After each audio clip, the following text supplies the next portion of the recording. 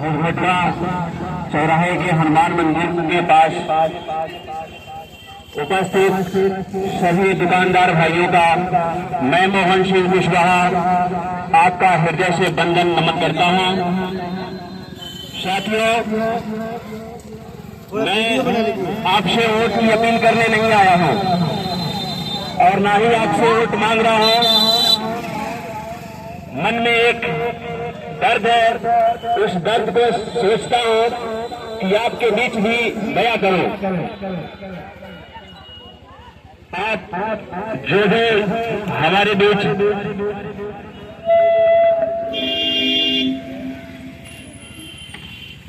हमारे साथी हमारे बीच हैं, मैं आपसे एक ही अपील करने आया हूं कि आप अपने बच्चे को पढ़ाते हैं। इसमें बहुत ही युवा होंगे, सोच रहे होंगे अरे यार ये क्या डमरू बजाने आया है मदारी बनके। मुझे बहुत अच्छे से पता है मैं आज आपको मजाकिया लग रहा हूं, लेकिन आपका एक ही मकसद जीवन में होता होगा कि मैं अपने बच्चे को पढ़ाऊं। आप हमको सिर्फ एक शब्दों में जवाब दे दीजिए कि जब डॉक्टर, इंजीनियर और मास्टर बनाने की कोशिश करते हैं तो बच्चे को कहां आप भेजते हैं? घर पे कोई दवाई है जिससे पिला देने से वो बच्चा डॉक्टर और इंजीनियर बन सकता है? नहीं है। आपको कहीं न कहीं उस बच्चे को विद्यालय में भेजना पड़ता है और विद्यालय में जाने के बाद आपको जानकर ये बहुत हैरानी होगी कि हमारे बच्चे के साथ क्या हो रहा है। एक ही सिलेबस नहीं होने के कारण सीबीएसई के बच्चों का सिलेबस अलग होता है और हमारे यहाँ प्राइमरी में बच्चे जो पढ़ रहे होते हैं उनपे ये कहे देहात की भाषा में कि ओका बोका लहुआ लाठी वाला पढ़ाई करते हैं। वही बच्चे जब कंपटीशन की एग्जाम में जाके बैठते हैं तो पता चलता है कि सारी सिलेबस उस सीबीएसई से आके सवाल पूछे जाते हैं और हमारा बच्चा आज के भी डेट में ओका बोका लहुआ लाठी पढ़ते पढ़ते फेल हो जाता है और आके बेकार बन जाता है। और दोष आप किसको देते हैं? अपने बच्चे पर आप हलास छोड़ते हैं जिस बच्चे का 1% भी गलती कुछ किसी भी तरह का नहीं है। हमारी पार्टी एक है जन अधिकार पार्टी, जिसके संस्थापक हैं श्री बाबू सिंह कुशवाहा जो जौनपुर के सांसद हैं। उनका कहना है कि अगर हमें हिस्सेदारी और भागीदारी शासन में मिला तो मैं उस गांव में पढ़ रहे पेड़ के नीचे बच्चे का सिलेबस जो एसी में बैठ के पढ़ रहा होगा बच्चा, उसको एक समान करूंगा ताकि प्रतियोगिता के एग्जाम में बैठने के बाद हमारा बच्चा एक कर न सके और उस बच्चे से समझ न सके कि हम उससे कमजोर हैं और वो भी प्रतियोगिता का एग्जाम निकालेगा और आपके बीच एक बात करके वो भी IAS PCS और डॉक्टर बनने का सपना देखेगा। साथियों, मुझे इस बात की कोई हैरानी नहीं है कि आप हमें वोट करें न करें, आप हमारे पार्टी को समर्थन दे मत दें। मैं किसी भी तरह का ऐसा चुनाव नहीं लड़ने आया हूं। मैं अपनी आवाज देने आया हूं कि आप जिसको भी वोट कर रहे हैं उससे सवाल करिए कि हमारा बच्चा गांव में प्राइमरी स्कूल में बैठ के पढ़ रहा है और जो एसी में बैठ के बच्चा पढ़ रहा है उसका सिलेबस तुम एक करोगे कि नहीं करोगे? अगर करता है तो मैं भी जन अधिकार पार्टी के साथ उसका समर्थन करता हूं, अगर नहीं करता है तो एक सवाल पूछकर आप उससे बिगड़ जाइए, उसके बहकावे में मत आइए। साथियों, हमें इस बात का कोई गिरानी नहीं है कि हम आएंगे या नहीं आएंगे, लेकिन जो भी व्यक्ति आपके बीच आ रहा है उससे सवाल करना आपका परम धर्म है। कुछ बच्चे सोच रहे होंगे अरे यार ये नेतागिरी तो बड़ा कचरा का चीज है।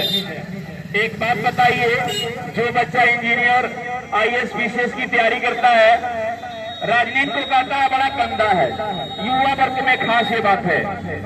ए भाई, चलो राजनीति मान लिए थोड़े समय के लिए बहुत गंदा है, छूओगे तो एकदम बदबूदार हो जाओगे। सपोर्टेड आपने पढ़ लिया, फॉर्म भर लिया IAS PCS का, इंजीनियर डॉक्टर का, और जब बारी आई सिलेक्शन की तो पता चल रहा है कि ये आवाज चली गई सुप्रीम कोर्ट और वहां जाके स्टे लग गई। अब आप कहां जा रहे हैं? सरकार के दरवाजे पे। ए भैया सरकार, अरे यार खुलवा दो, हम लोग का भाग्य फंसा है, शादी नहीं हो रही है और हम किसी लायक नहीं बचे हैं। जब आप जाते हैं सरकार के पास तो पता चलता है 20-20 लाठी मार के हमारे बच्चों का कपार फाड़ दिया जाता है और कहा जाता है कि अभी बहाली नहीं होगा, अभी जाकर तुम घर बैठो। हमें इस बात का ये कहने के लिए नहीं आया हूं कि हमारा बच्चा आज IAS बन जाए, लेकिन जब तक व्यवस्था नहीं सुधरेगी, आपका बच्चा हो, किसी का बच्चा हो, गरीबी से बच्चा पीछे नहीं है। उसके साथ आज के भी देश में युवा चार्ज बन के हमारे बच्चों के अंगूठे काटे जा रहे हैं। अगर ये बात आपको नहीं समझ में आती है मत समझिए, लेकिन आने वाला भविष्य हमारे आपके बच्चों का खतरे में जा रहा है। इस बात को आप अपने नेताओं से पूछिए कि हमारे बच्चे का सिलेबस में मेक करोगे कि नहीं करोगे। हर बीमारी का एक ही दवाई है, शिक्षा। अगर उस बच्चे को अच्छी शिक्षा आपने दिला दिया, दुनिया का हर रोग सुखाया कर सकता है, अन्यथा इस धरती पे कोई इसका इलाज नहीं है। मेरे भाई, मेरी बात आपको अच्छी लगी हो तो एक बार हाथ उठा के जयकारा लगाएंगे। चमत्कार पार्टी जिंदाबाद। सुदामा भैया, लग रहा है मेरी बात कुछ अच्छी नहीं लगी हो, कोई बात नहीं, अगर लगी हो तो एक बार जोरदार नारे के साथ जन अधिकार पार्टी जिंदाबाद, माननीय बाबू सिंह कुशवाहा जिंदाबाद। बहुत बहुत धन्यवाद इस चौराहे पे रोक के मेरा स्वागत करने के लिए।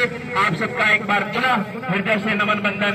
ये यात्रा मैं 45 दिनों के लिए निकाला हूँ और ये साइकिल से ही मैं चलूंगा। 45 दिन तक मुझे घर नहीं आना है। आप देखेंगे कि मैं आपके बीच इस तमकुही विधानसभा के अंदर लगभग 200 ग्राम सभाओं के बीच में जाऊंगा और मैं अपनी आवाज वहां दे के आऊंगा। आपकी मर्जी है, आपका अंगूठा है, आपका बटन है, जिसको दाबिए, लेकिन ये सवाल पूछ के दाबिएगा कि आपके बच्चे का भविष्य के लिए वो किताब जो CBSE के बच्चों को दे रहे हो, आप हमारे यहाँ प्राइमरी में पढ़ रहे बच्चों को मिलेगा कि नहीं मिलेगा। अगर देता है तो स्वागत है आपका, उसका करिए, नहीं करता है तो आप उससे मुकरिए और अपने बच्चे का भविष्य देखिए। उस नेता की, हमारी और किसी बड़े का चेहरा न देखिए, उसका भविष्य मत बनाइए, आप अपने बच्चों का भविष्य बनाइए। बहुत बहुत धन्यवाद। नमन बंदन करते हुए अपनी बात को खत्म करता हूँ। जय हिंद, जय भारत। भारत माता की, भारत माता की। जन अधिकार पार्टी जिंदाबाद, जन अधिकार पार्टी जिंदाबाद।